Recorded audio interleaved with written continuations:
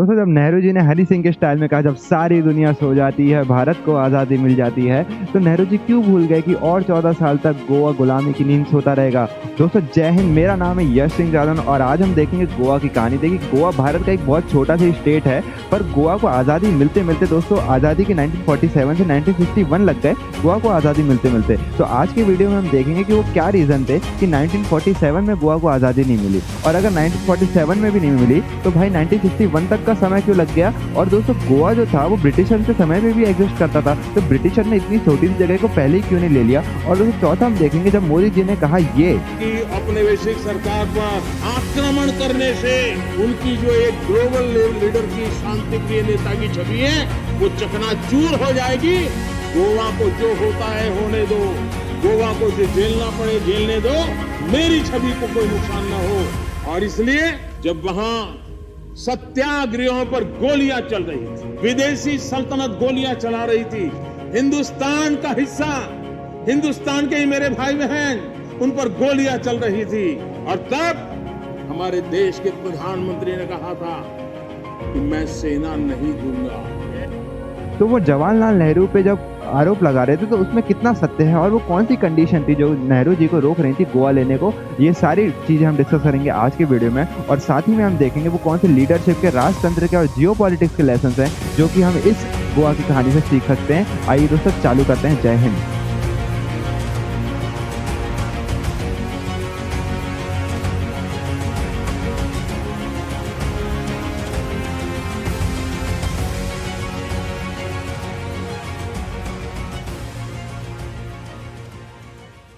गोवा को हमारे पुराणों में कई नामों से बुलाया गया है, जैसे गोमंतक और गोवा। ठीक है दोस्तों। और दोस्तों जो गोवा था, गोवा को कई शासकों ने उस पर कब्जा किया था। और दोस्तों पोर्टुगीज का एक मेन क्लेम था कि जो गोवा है हमेशा से ही वो भारत का नहीं था, क्योंकि गोवा का एक पोर्टुगीज के द्वारा गोवा को भारत को ना देने का एक मेन कारण था कि वो बोलते थे कि देखिए जब हम आए थे तब आदिल शाह से हमने गोवा लिया था, तब तो भारत नाम की कोई चीज़ ही नहीं थी, तो अब हम आपको क्यों दें।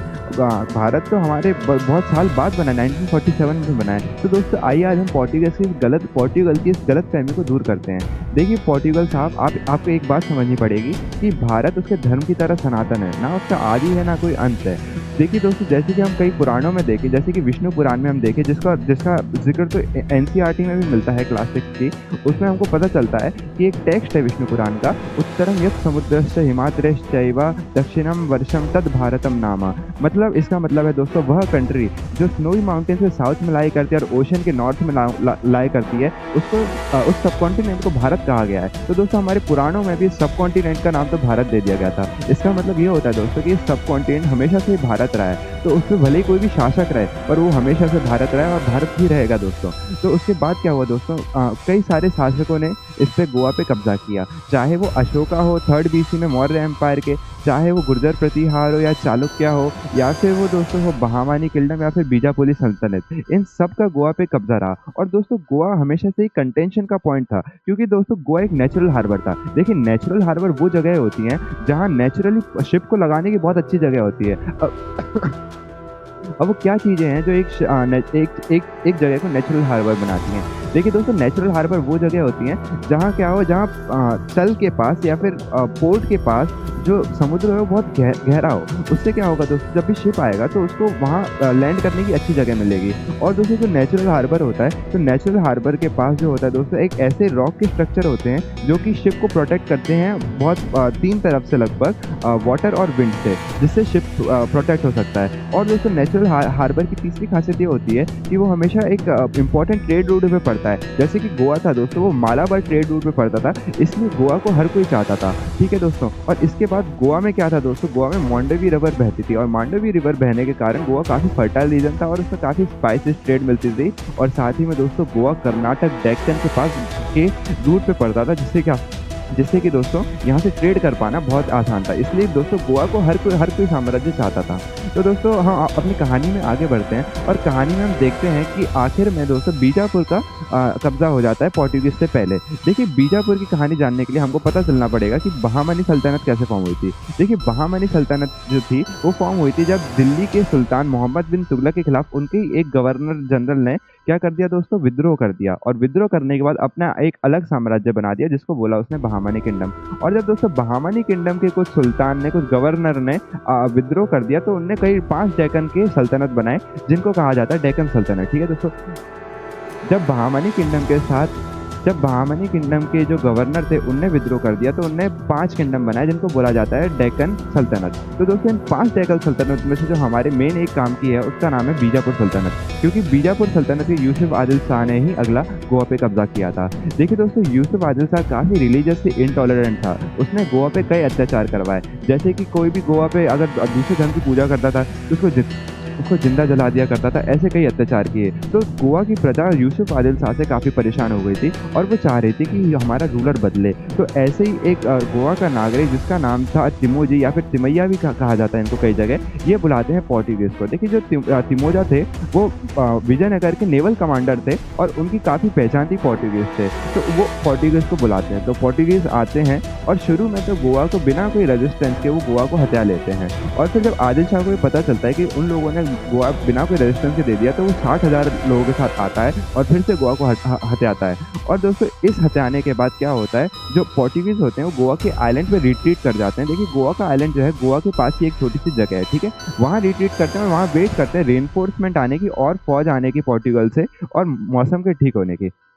देखिए जो दोस्तों जैसे ही आदिल शाह गोवा का फिर से कब्जा लेता है तो उसको बहुत गुस्सा आता है। वो बोलता है कि तुम लोगों ने बिना कोई रेजिस्टेंस के तुमने सरेंडर कर दिया। तो दोस्तों इसी कारण क्या करता है, वो पूरे मुस्लिम पॉपुलेशन का हत्याकांड ऑर्डर कर देता है। तो इससे दोस्तों वहाँ की प्रजा और खफा हो जाती है। फिर दोस्तों आते हैं पोर्टुगीज़ वापस, जब उनकी रेनफोर्समेंट आ जाती है और इस बार वो आदिल शाह को अच्छे से भगा देते हैं और 1510 में से चालू हो जाता है पोर्टुगीज़ का राज। तो दोस्तों यहाँ एक सीखने की बात है, जब भी कोई राजा अच्छा काम नहीं करता है तो वहाँ की जो प्रजा होती है वो दूसरे फॉरेनर्स की तरफ देखती है और इसके कारण हमें गुलामी सहनी पड़ती है और ऐसा हमारे इतिहास में कई बार देखा गया है। तो दोस्तों यहाँ से चालू हो जाता है पोर्टुगल का इतिहास गोवा में। देखिए दोस्तों पोर्टुगीज जो थे काफ़ी धार्मिक रूप से कट्टर लोग थे। वो उनने गोवा में लाया एक चीज़ जिसको बोला जाता था इंक्विजिशन ऑफ गोवा। देखिए इंक्विजिशन मतलब वो होता है कि वो कैथोलिक अपने जो फेथ है उनको बिलीफ को बहुत ज़ोर से इन्फोर्स करे और जो भी दूसरे जो धर्म है जो प्रैक्टिस करते हैं उनको बिल्कुल रुकवा दें। ठीक है दोस्तों, उनके हिसाब से जो भी कैथोलिक चर्च या फिर क्रिश्चियनिटी के धारणा के विरुद्ध ज़्यादा था उनको वो बुलाते थे हेरेसी प्रैक्टिसर, मतलब जो हेरेसी की प्रैक्टिस करते हैं। और जो भी हेरेसी की प्रैक्टिस करते थे उन पे बहुत बुरा दंड दिया जाता था। फॉर एग्जांपल दोस्तों कई सारे टेम्पल तोड़ दिए जाते थे। आपके घर में कंपलसरी होना चाहिए था कि आपके घर में क्रॉस लटके, और अगर आपको ज़मीन लेनी पड़ेगी दोस्तों तो आपको कन्वर्ट करना पड़ेगा क्रिश्चियनिटी में। साथ ही में दोस्तों अगर कोई पूजा करते पाया जाता था तो उसको जिंदा जला दिया जाता था। इसके बारे में दोस्तों आप इंक्विजिशन ऑफ गोवा नाम की एक बुक में और पढ़ सकते हैं कि कैसे पोर्टुगीज लोगों ने टॉर्चर किया था। दोस्तों ये कल्चरल जेनोसाइड था। बेसिकली उन्होंने कल्चर को मारने के लिए सारे साम दाम दंड भेद का उपयोग किया और हमारे कल्चर को डिस्ट्रॉय कर दिया। तो दोस्तों ये तो हो गया पोर्टुगीज का ऑपरेशन। अब हम कहानी में आगे बढ़ते हैं और हमारी कहानी में एक मेन चीज़ आती है पिंटो रिवॉल्ट। देखिए पिंटो एक क्रिश्चियन फैमिली थी जो जो गोवा में रहती थी, पोर्टुगीज गोवा में रहती थी। अब देखिए क्या होता था, पोर्टुगीज गोवा में कई चर्च की हाई पोजीशन होती थी। तो पोर्टुगल क्या करने लगा, चर्च की हाई पोजीशन पे पोर्टुगल के निवासियों को बिठाने लगा, ना कि गोवा के जो नेटिव लोग थे उनको बिठाने के बजाय। तो जो पिंटो फैमिली थी वो भी गोवा की नेटिव थी। इसके कारण क्या हो गया दोस्तों, इसके कारण पिंटो फैमिली अपसेट हो गई कि आप उच्च पदों पे हमें नहीं बिठा रहे हो। इसलिए पिंटो फैमिली ने रिवॉल्ट कर दिया और इस रिवॉल्ट के चलते उनने टीपू सुल्तान को निमंत्रण दिया कि आप आ जाओ अपनी आर्मी के साथ। टीपू सुल्तान ने बोला दोस्तों कि आप क्या करो, आप इनकी सेना में जहर मिला दो, पोर्टुगीज की सेना में जहर मिला दो। अब दोस्तों जहर मिलाने का जिसको टास्क दिया था वो एक बेकर था और उस बेकर ने पूरा भांडा फोड़ दिया पोर्टुगीज के सामने। और इसी के साथ जो टीपू सुल्तान का जो इन्वेजन होने वाला था वो खत्म हो गया, वो खराब हो गया, प्लान चौपट हो गया दोस्तों। और इसके बाद जो भी परपेट्रेटर्स थे, मतलब जिनने भी पोर्टुगीज के साथ विद्रोह करने की कोशिश की थी, उनको सरेआम उन 15 लोगों को मार दिया गया। तो दोस्तों हम आगे चलते हैं। अब हम आते हैं प्री इंडिपेंडेंस मूवमेंट के साथ। अब हम देखते हैं दोस्तों कि 1947 आते आते हमारे देश में, पूरे देश में आज़ादी का माहौल चल रहा था, आज़ादी की मांग हो रही थी। तो क्या दोस्तों पोर्टुगल में नहीं हो रही थी? तो इसका आंसर है दोस्तों हाँ, हो रही थी। देखिए पोर्टुगल में कई लोग अपने अपने स्तर पे और गवर्नमेंट और कमिटीज़ के स्तर पे काम कर रहे थे। जैसे कि दोस्तों डॉक्टर कन्हा वो क्या कर रहे थे, वो पैम्पलेट्स बांट रहे थे। कई कमिटीज़ फॉर्म हुई जैसे कि गोवा कमेटी या फिर गोवन कांग्रेस और दोस्तों आज़ाद गोमंतक दल जिनको डॉक्टर राम कुमार लोहिया ने फॉर्म किया था। और दोस्तों इनका मेन काम था गोवा को आज़ाद करना। ये कई सारी चीज़ें आप फॉलो करते थे, जैसे कि वो सत्याग्रह वगैरह करते थे, ठीक है दोस्तों। पर काफ़ी सत्याग्रह को क्या कर दिया गया, बहुत ही ब्रूटली ऑप्रेस कर दिया गया पोर्टुगल की गवर्नमेंट के द्वारा। इसलिए ये सारे काम ज़्यादा सक्सेसफुल नहीं हो पाए दोस्तों। और इसी के साथ वहाँ पोर्टुगल में भी इंडियन कांग्रेस की जैसे गरम दल और नरम दल बन गए। जैसे कि वैसे ही गोवा में गरम दल और नरम दल बन गए। कुछ लोग शांति से चाहते थे, शांति से मुक्ति चाहते थे, और कुछ लोग चाहते थे कि हम हथियार उठाएं और गोवा को लिबरेट कराएं। तो दोस्तों ऐसे 2 दल बन गए थे गोवा में। तो दोस्तों अब एक सवाल उठता है, जो हमने क्वेश्चन के शुरू में बोला था कि जब पूरे देश में गोवा मांग हो रही थी कि आज़ादी मिले, तो दोस्तों क्यों गोवा की आज़ादी की मांग क्यों नहीं हुई? तो इसका आंसर ये है दोस्तों कि गोवा की आज़ादी की मांग हुई थी, पर वो इतनी ज़ोरों शोरों से नहीं हो पाई जितनी होनी चाहिए थी दोस्तों। और इसके भी कुछ कारण है दोस्तों। इसके कारण ये है कि देखिए जो इंडियन नेशनल कांग्रेस है, उनने अपने कई कमिटीज़ वगैरह भेजी थी गोवा में आज़ाद करवाने के लिए, पर वो सक्सेसफुल नहीं हो पाई। और दोस्तों इंडियन नेशनल कांग्रेस को लगता था एक बार हमको आज़ादी मिल जाए तो गोवा तो छोटा सा हिस्सा है, और उसको हम उसको हटाने में कितने टाइम लगेगा, 14 साल लगेंगे इंडियन नेशनल कांग्रेस, ठीक है दोस्तों। और उनको लगता था कि कि एक बार हमको इनसे आज़ादी मिल जाए फिर हम गोवा को आज़ाद करवा लेंगे। और वॉर नहीं लड़ना चाहती थी, लेकिन 2 फ्रंट वॉर मतलब वो 2 देशों से उनको अलग आज़ादी की मांग पड़नी पड़ती, तो वो उनके भारी पड़ जाता। तो उन्होंने अपना फोकस सिर्फ ब्रिटिशर्स पे रखा। तो दोस्तों 1947 तो निकल जाता है, गोवा को अभी भी आज़ादी नहीं मिलती है। अब हम देखें वो क्या कारण थे कि भाई 1961 तक उसको आज़ादी नहीं मिली। तो दोस्तों इसके बहुत सारे कई कारण हैं। उससे पहले हम दूसरा सवाल एक देखेंगे, एक पुराना सवाल, जो कि था कि ब्रिटिशर्स ने क्यों नहीं गोवा को कब्जा किया था आज़ादी के पहले, क्योंकि अभी ब्रिटिशर्स जाने वाले 1947 का समय हो गया है। देखिए पोर्टुगल और ब्रिटिशर्स की कई लड़ाइयों के बाद एक संधि हो गई थी, और ब्रिटिशर्स ना यूरोप में काफ़ी दुश्मन थे, और वो नहीं चाहता था कि पोर्टुगल को भी उन दुश्मनों में से एक कर लें। फॉर एग्जाम्पल दोस्तों जब नेपोलियनिक वॉर हो रही थी, तो ब्रिटिशर्स को एक स्ट्रॉन्ग एलाय चाहिए था, और वो पोर्टुगल के रूप में उन्होंने देखा। तो दोस्तों ब्रिटिशर्स और दुश्मन नहीं बनाना चाहता था, इसलिए उन्होंने कभी गोवा को हटाया नहीं। और दोस्तों गोवा जो नेचुरल हार्बर का काम करता था, अब ब्रिटिशर्स के पास काफ़ी नेचुरल हार्बर आ गए थे, जैसे मुंबई, विशाखापट्टनम। तो उनको अब गोवा की इतनी ज़रूरत नहीं थी, इसलिए दोस्तों उन्होंने गोवा को नहीं हटाया। अब हम देखते हैं कि 1947 से 1961 तक इतना समय क्यों लग गया। तो दोस्तों इसके कई कारण हैं। तो हम पहला कारण देखते हैं दोस्तों कि पहला कारण ये है कि जब 1945 में वर्ल्ड वॉर 2 खत्म हुई। देखिए दोस्तों वर्ल्ड वॉर 2 के दौरान तो सालाज़ार जो था वो हिटलर से बहुत चिढ़ता था, पर उसकी औकात नहीं थी कि वो हिटलर के खिलाफ जाके हिटलर से लड़ सके। तो वो न्यूट्रल रहा दोस्तों, किसी की तरफ से नहीं लड़ा। और जो अलाइड पावर्स थी जैसे कि यूएसए, यूके, वो चाहती थी दोस्तों कि ये हमारी तरफ से लड़े, पर वो उस पर ज़्यादा दबाव भी नहीं डालना चाहती थी, क्योंकि अगर वो ज़्यादा दबाव डालती तो हो सकता था वो हिटलर के साथ ही मिल जाए। तो दोस्तों उसको उनने न्यूट्रल रहने में उनको एक्सेप्ट कर दिया, और इस न्यूट्रल रहने के लिए उन अलाइड पावर्स ने पोर्टुगल को अवार्ड भी दिया, क्योंकि जैसे ही वर्ल्ड वॉर 2 खत्म हुई तो नेटो फॉर्म होता है दोस्तों। देखिए दोस्तों नेटो का फुल फॉर्म है नॉर्थ अटलांटिक ट्रीटी ऑर्गेनाइजेशन, जिसको मेनली फॉर्म किया था सोवियत एक्सपांशन को रोकने के लिए, ताकि अगर कोई भी एक देश पे अगर सोवियत यूनियन गलती से भी अटैक कर दे तो सारे देशों की सेना आए और सोवियत को हरा सकें। इसलिए नेटो को फॉर्म किया गया था। और दोस्तों इसका दूसरा ये भी कारण था कि जो नेटो की आपस की कंट्री हैं, अगर वो नेटो में आ जाएंगी तो क्या करेंगे, जो नेटो के मेंबर्स कंट्री हैं कम से कम वो आपस में तो नहीं लड़ेंगी। जैसे कि फ्रांस और जर्मनी को नेटो का मेंबर बना दिया गया। और जैसे कि हमको पता है कि वर्ल्ड वॉर 2 जर्मनी और फ्रांस के बीच में ही हुई थी दोस्तों, तो अब वो चूँकि एक ऑर्गेनाइजेशन बन चुके थे, तो उनका खुद से लड़ पाना बहुत ही मुश्किल कर दिया था नेटो के फॉर्मेशन के द्वारा। तो दोस्तों नेटो का जो आर्टिकल 5 था वो कहता था कि अगर एक देश पे कोई अगर अटैक होगा तो उसको माना जाएगा कि नेटो के सारे देश पे अटैक हो गया, और सारे देश उस देश को बचाने के लिए आएंगे। और पोर्टुगल को दोस्तों नेटो की सदस्यता मिल जाती है। अब दोस्तों इसमें ट्रिक की बात यह है कि नेटो कॉलोनीज को प्रोटेक्ट नहीं करता है। गोवा पोर्टुगल की एक कॉलोनी थी, और नेटो कॉलोनीज को प्रोटेक्शन ग्रांट नहीं करता दोस्तों, पर इसमें सालाज़ार एक चाल चल देता है, और वो स्लीज़ी तरीके से दोस्तों गोवा को अपना इंटीग्रल पार्ट डिक्लेयर कर देता है, और अब दोस्तों गोवा भी नेटो का पार्ट हो जाता है। तो आप दोस्तों समझ सकते हैं कि नेहरू जी के सामने कितना असमंजस रहा होगा कि उन्होंने गोवा पे कब्जा नहीं किया, क्योंकि दोस्तों अगर गोवा पे अटैक कर देते तो हो सकता है दोस्तों कि नेटो के सारे देश आ जाते, और दोस्तों भारत से लड़ पाते। और दोस्तों दूसरा कारण ये है कि गोवा को जल्दी क्यों नहीं हटाया इंडिया ने, क्योंकि दोस्तों 1947 में अभी देश ताज़ा-ताज़ा ही आज़ाद हुआ था। वो और कई जगह लड़ाई भी हो रही थी दोस्तों, जैसे कि पाकिस्तान से लड़ाई हो रही थी, जूनागढ़ से लड़ाई करी उसने, हैदराबाद में लड़ाई की।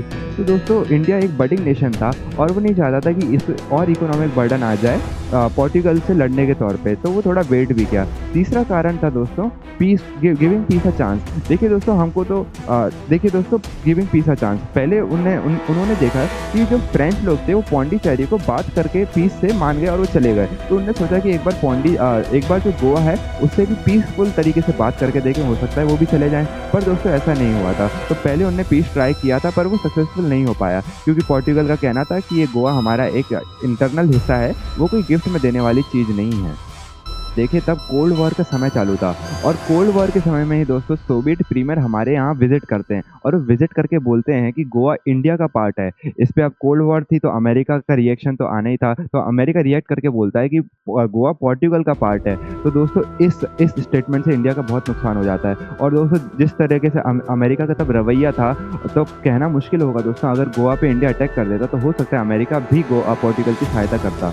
और दोस्तों अगला कारण है पंचशील एग्रीमेंट। देखिए जब चाइना तिब्बत पे कब्जा कर रहा था तो नेहरू जी काफ़ी वरीड हो गए थे चाइना की एक्सपांशनिस्ट पॉलिसी को लेके और उन्होंने चाइना के साथ पंचशील एग्रीमेंट साइन किया था, जिससे मेनली वो दोनों देश एग्री करते थे नॉन एग्रेशन के लिए, मतलब वो कोई भी टेरिटरी को हटाएंगे नहीं दोस्तों। तो अगर नेहरू जी गोवा को हटाते तो वो नॉन एग्रेशन या फिर पंचशील का कहीं ना कहीं एक उल्लंघन होता, इसलिए भी जो नेहरू जी थे वो थोड़ा घबरा रहे थे। तो दोस्तों अब हम उनकी कंडीशन समझ सकते हैं कि उनके सामने क्या क्या प्रॉब्लम थी जिसकी वजह से वो वेट कर रहे थे। और दोस्तों कहीं ना कहीं जो तारे हैं वो राइट तरीके से अलाइन नहीं हो रहे थे, जिसकी वजह से गोवा का ऑपरेशन थोड़ा मुड़ता गया। तो हम देखते हैं दोस्तों, अब हम कहानी में आगे बढ़ते हैं और हम देखेंगे कि 1961 में ऐसा क्या हो गया कि जो है गोवा पे तब कब्जा कर लिया और जो पहले नहीं हो पाया। तो दोस्तों ऐसे कई सारे कारण थे जो 1961 में हो गए, ऐसी कई कंडीशन थी जो 1961 में हो गए, जिसके कारण अब परफेक्ट टाइम बन गया था गोवा को लेने का। देखिए दोस्तों सबसे पहले क्या हुआ, गोवा 1961 में लगभग यूनाइटेड नेशन गोवा को डिक्लेयर कर देता है नॉन सेल्फ गवर्निंग टेरिटरी। इसका मतलब ये होता है कि अब गोवा को नेटो का प्रोटेक्शन नहीं मिलेगा, ठीक है दोस्तों। और दूसरा रीज़न ये था दोस्तों कि यूएसए में एक प्रो इंडियन प्रेसिडेंट आते हैं जिनका नाम था जॉन एफ कैनेडी, और जॉन एफ कैनेडी दोस्तों इंडिया के लिए सॉफ्ट कॉर्नर भी रखते थे, ठीक है दोस्तों। और तीसरा कारण था डिक्रीजिंग पॉपुलैरिटी ऑफ सैलाज़ार। देखिए सैलाज़ार जो था वो पोर्टुगल का एक तानाशाह था और उसकी पोर्टुगल में दोस्तों काफ़ी हद तक पॉपुलैरिटी डिक्रीज़ हो रही थी। तो अब जो बाकी के नेशन थे जैसे कि नेटो और यूएस, वो अब डिक्टेटर से संबंध नहीं रखना चाहते थे और इसलिए वो पोर्टुगल को ज़्यादा सपोर्ट नहीं कर रहे थे। और दोस्तों काफ़ी तनाव बढ़ते नज़र आ रहे थे। वो कई जैसे कि इंडिया से कई रेवोल्यूशनरी जा रहे थे और वो क्या कर रहे थे दोस्तों, गोवा को आज़ाद करने की कोशिश कर रहे थे और दमन और दीव को राष्ट्रीय स्वयंसेवक संघ और कई संघों के द्वारा खुद ही आज़ाद करवा दिया गया था। और पोर्टुगल दमन एंड दीव में अपनी सेना नहीं भेज पाया क्योंकि उसको सेना ले जाने के लिए इंडिया से जाना पड़ता और इंडिया परमिशन बिल्कुल नहीं देता। तो दोस्तों ये इतने बुरे कंडीशन हो गए थे, तो डिप्लोमेटिक बहुत टेंशन बढ़ गए थे और इसी के कारण पोर्टुगल ने इंडिया के साथ सारे डिप्लोमेटिक रिलेशन तोड़ लिए। जैसे कि बाहर से किसी भी इंडियन को आना देना वगैरह उन्होंने मना कर दिया, सारे रेलवे लाइन पोस्ट लाइन उन्होंने कट कर दिए इंडिया के साथ। और दोस्तों साथ ही में उन्होंने पूरा ट्रेड वगैरह बंद कर दिया। और दोस्तों इससे क्या हुआ, इससे उनको कई सारी चीज़ें बाहर के देशों से मंगानी पड़ी, जैसे कि उनको सब्जियों के लिए पाकिस्तान जाना पड़ा दोस्तों। तो दोस्तों हम आगे बढ़ते हैं कहानी में और इसके बाद क्या होता है, इसके बाद पोर्टुगल के साथ हमारी काफ़ी टेंशन बढ़ गई थी, ठीक है। और ऐसा लग रहा था कि वॉर आने ही वाली है, अब ज़्यादा टाइम नहीं है क्योंकि पोर्टुगल को जो भी सपोर्ट मिल रहा था वेस्टर्न, अब वो विड्रॉ हो चुका है। तो दोस्तों final nail in the coffin लगती है तब 1961 में, जब एक बोट जा रही थी साबरमती को गोवा के पास से और उस बोट पे पोर्टुगीज़ लोग गोवा से फायर कर देते हैं और उस फायर करने के चलते दोस्तों एक भारतीयों की मौत हो जाती है, एक भारतीय नागरिक की मौत हो जाती है और India said we had enough. और दोस्तों अब टाइम आ गया था ऑपरेशन विजय का। देखिए दोस्तों ऑपरेशन विजय की जो कंडीशन थी, जो तैयारी थी, वो तो बहुत पहले से चालू थी, पर अब कहीं ना कहीं समय बहुत सही आ गया था उसको एग्जीक्यूट करने के लिए। और दोस्तों ऑपरेशन विजय एग्जीक्यूट होता है 17 दिसंबर 1961 में, जब दोस्तों Indian army, Indian navy, Indian air force तीनों तरफ से गोवा को खींच लेती है, घेर लेती है दोस्तों। और क्या होता है दोस्तों, 6 हॉक एयरप्लेन गोवा के सारे रेडियो कम्युनिकेशन डिस्ट्रॉय कर देते हैं। इससे गोवा बाहर की दुनिया से लगभग कट ऑफ हो जाता है और कई एरोप्लेन वहाँ की एयर स्ट्रिप को डिस्ट्रॉय कर देते हैं, जिससे कि गोवा पे पोर्टुगल से रेनफोर्समेंट आना, हवाई रेनफोर्समेंट आना भी मुश्किल हो जाता है। और दोस्तों आईएनएस तलवार और आईएनएस माइसोर वो नेवी से घेर लेती हैं पोर्टुगल को, गोवा को।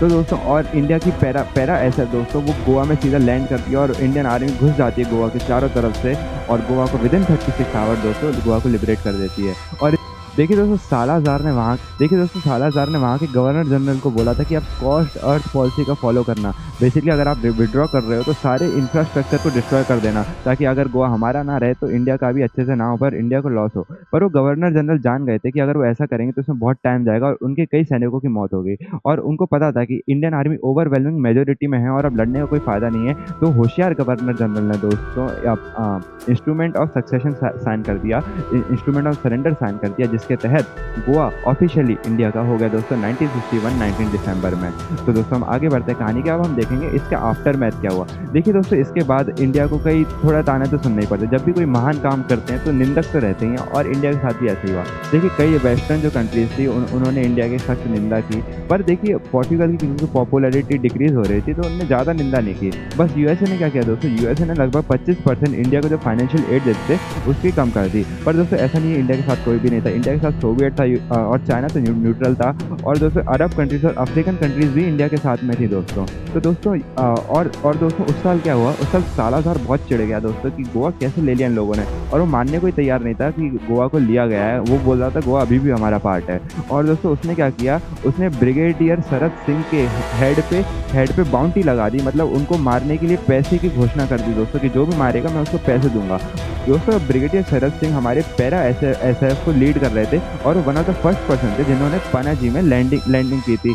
ठीक है दोस्तों, तो दोस्तों ऐसा हुआ। और उस साल दोस्तों पोर्टुगल में क्रिसमस भी नहीं बनाई गई, पूरा मातम का माहौल हो गया था। तो दोस्तों ये थी गोवा की कहानी। और अब हम देखते हैं कि ऐसे क्या रीज़न थे कि दोस्तों, और एक इंटरेस्टिंग बात है दोस्तों, एक इंटरेस्टिंग इसमें ये बात ये है कि जब दोस्तों गोवा पे अटैक होने वाला था, उसके अटैक होने से पहले ही काफ़ी हद तक यूएसए ने रोकने की कोशिश की थी, यहाँ तक कि जॉन एफ कैनेडी ने चिट्ठी भी लिखी थी, अपने डिप्लोमेट भी भेजे थे इंडिया को। तो पोर्टुगल को लगा कि इंडिया यूएसए की बात थोड़ी ना टालेगा, और दोस्तों वो इतने रिलैक्स हो गए कि वहाँ के गवर्नर जनरल तो दोस्तों शादी में आराम से घूम रहे थे जब गोवा पे अटैक हो रहा था। तो दोस्तों ये था इंडिया का सरप्राइजिंग फैक्टर दोस्तों। ठीक है, तो हम देखते हैं दोस्तों इससे हम क्या लेसन, अब हम वीडियो के फाइनल पार्ट पे आते हैं और देखते हैं कि इस गोवा की कहानी से हम क्या लेसन ले सकते हैं। तो दोस्तों पहला लेसन ये है, गिविंग पीस अ चांस। दोस्तों महाभारत में देखते हैं कि जो श्री कृष्ण है वो वॉर को प्रिवेंट करने के लिए किस हद तक जाते हैं, यहाँ तक कि वो कौरवों को बोल देते हैं कि आप पूरा साम्राज्य छोड़िए,